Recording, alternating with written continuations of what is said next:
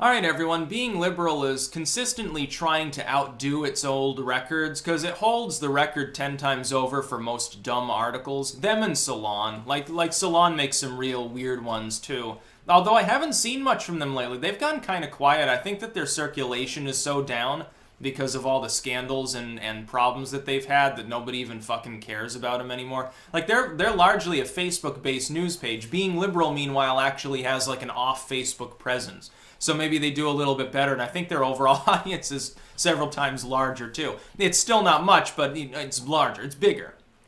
Sort of like Right Wing Watch, where I apparently dwarf them 5 times over. I probably have more of an audience than Being Liberal does, I believe. The total number of views is probably larger. I'll have to check into that. But they're suggesting now with their new article about, like, Cernovich get-together in New York City. Part of the article says Cernovich is alt-right, that this was a fanatic, like an ethno-nationalist Nazi rally. It wasn't. Like Chelsea Manning was there, dude. What are you talking about? There's like a picture of Manning hanging out with Gavin.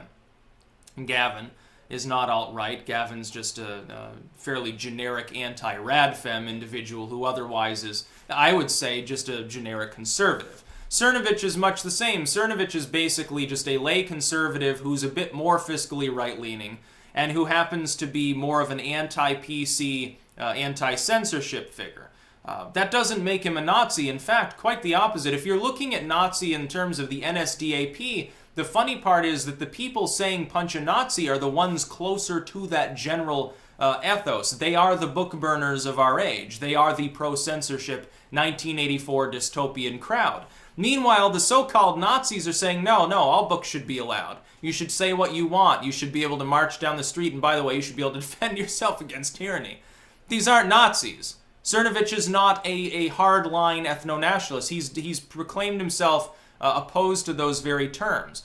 It's just Being Liberal assumes that if one person shows up with a MAGA hat, it becomes a Nazi rally, because they're really that far out there. They see Nazis all the time. They also see Russians. It's a Reds under the bed thing. It's a double moral panic almost. It's almost like 2 separate overlapping moral panics. One, against anybody who is white or not left-leaning, I should say. It includes people, oddly enough, that are like black or Hispanic at this point.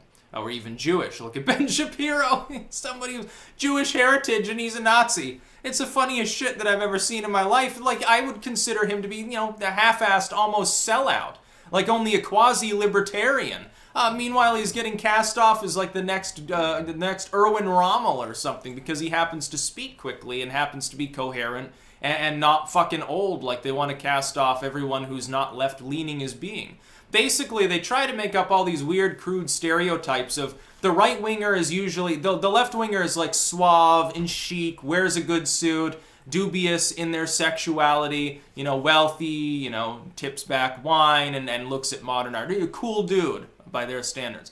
And then the right-winger comes missing half their teeth, older, pot-bellied, carrying a shotgun, always a denim shirt, chewing tobacco and saying, "Gay government, get out of my church steeple." And that's sort of the stereotype that they peddle.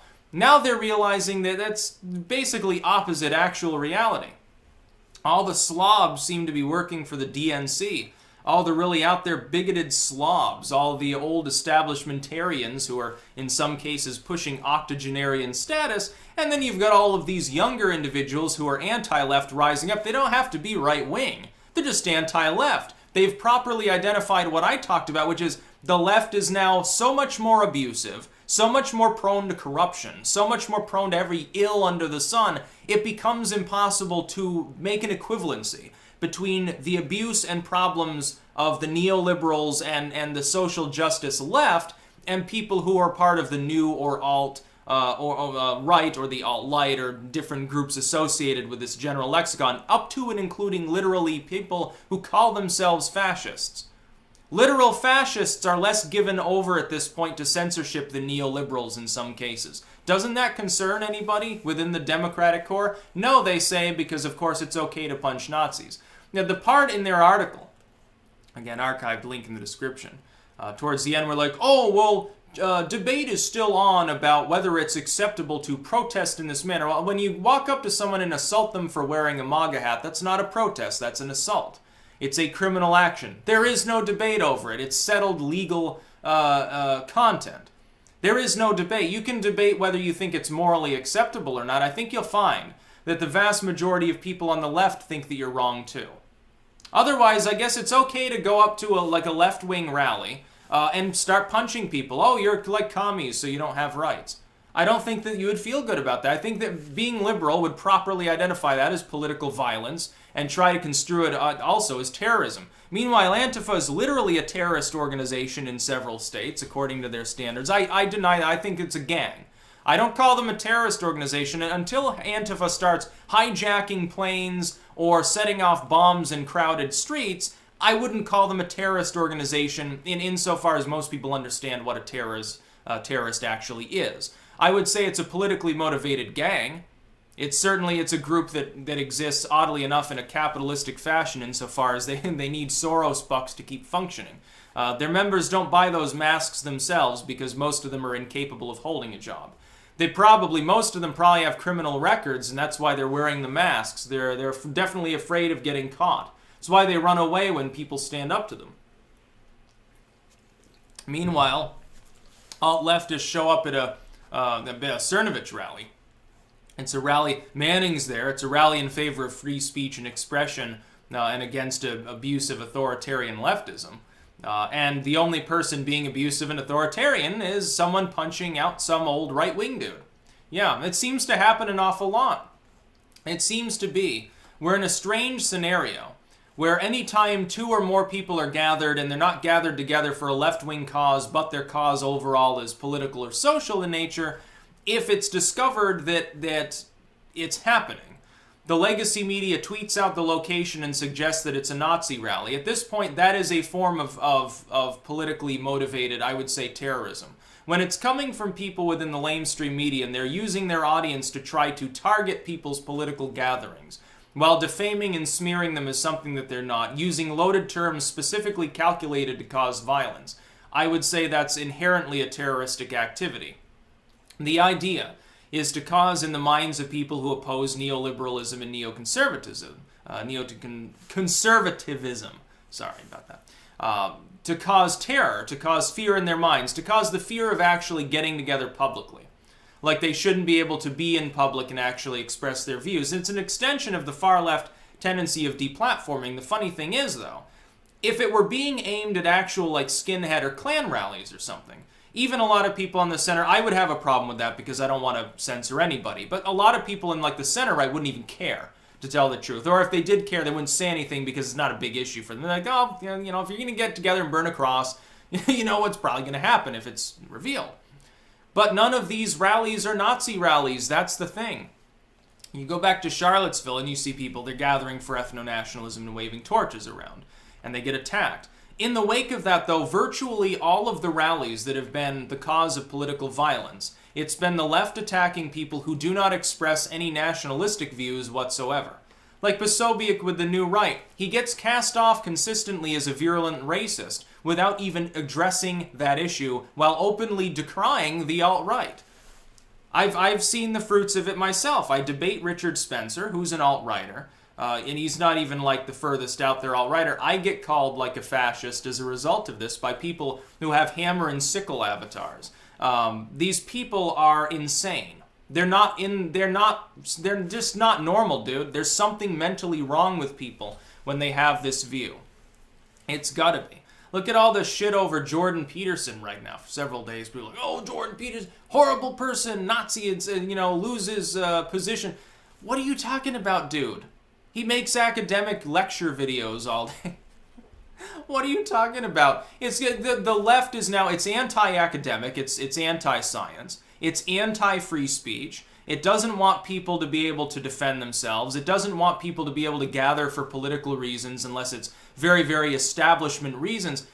At what point do we recognize that it's beginning to look like any burgeoning sort of, authoritarian movement of the past? Those movements that usually kill large numbers of people. They get too prevalent, too big on themselves, and at some point, in order to suppress them, you have to deploy the fucking military. And there's some reason to suggest that might happen here. We might have an alt-left that becomes so violent, it becomes necessary to squish them out by military force. and then they'll cry foul and say they're being abused. They'll cry out while they're hitting other people, basically. This has happened before, like communists. They show up, they abuse a bunch of people, and then they get fired on. Oh, we're being abused. Oh, they're trying to suppress the workers. Well, you started killing random civilians in the streets because they didn't align with your political ideology. What the fuck do you expect to happen? Only this time.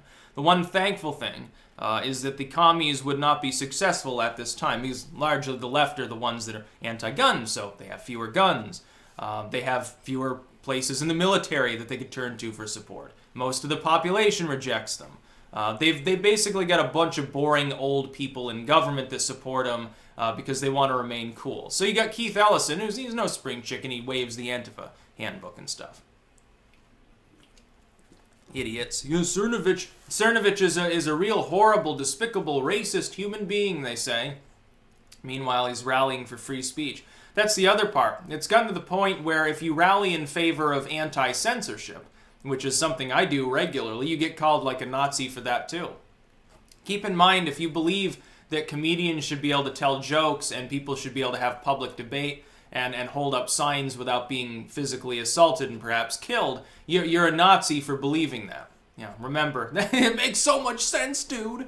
The far left in this country, I was like, how do they have any supporters at all with any semblance of sanity? Like, there are fence-sitters that still pretend that's equivalent to someone saying, yeah, I believe in national sovereignty, we need to close the border. One of these people believes in assaulting others for their beliefs. The other one is saying, yeah, I think that a national policy we had for half a century should come back. There's no equivalency, dude. There's a difference between the two. That's why I made my video before, in which I'm saying, yes, even the radical right at this point is less abusive than parts of the center left. That is a problem. The Overton window has shifted so drastically at this point that what people consider normal, it's not normal, dude. It's also not American. I'm sorry, but what is being stressed by being liberal and groups like that when they suggest that political violence is necessary or proper or should be allowed or even condoned, that is not normal for the United States. It's like exactly what they were fighting against 10 years ago. I guess they sold out to all those corporations. Corporations that think it's very, very important to continue globalism at all costs, including killing people, I guess. They've been killing people in other countries, look at Yemen. So, it's one small step to having their cronies in the corporate media here suggest that it's okay to assault people to try to silence them. By the way, it won't work. Streisand effect, dude. They'll just make it more prevalent, but, you're too dumb, I guess, to realize that. That's about all. Peace out.